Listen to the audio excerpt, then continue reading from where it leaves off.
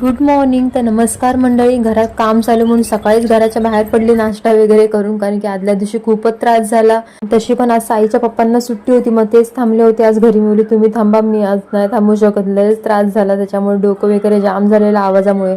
मग थोडी तिला गार्डनमध्ये 1 तास खेळवलं, नंतर मग घरी आलो आणि फ्रेश झालो, छान असं तयार वगैरे होऊन मग कल्याणला निघालो होतो काकीकडे जाण्यासाठी. च्या वगैरे पडली बघा हाताला, पण पूर्ण ते सिमेंटचं इन्फेक्शन झालेलं, बारीक बारीक फोड्यांसारखं आलेलं, लाल लाल झालेले हात. तर नाश्ता वगैरे इथूनच घेतला होता. नंतर आता पोहोचलोय आम्ही घाटकोपर स्टेशनला. रिक्षातून उतरलो आणि लगेच तिकीट काढून स्टेशनला गेलो, तर लगेच ट्रेन आलेलीच होती.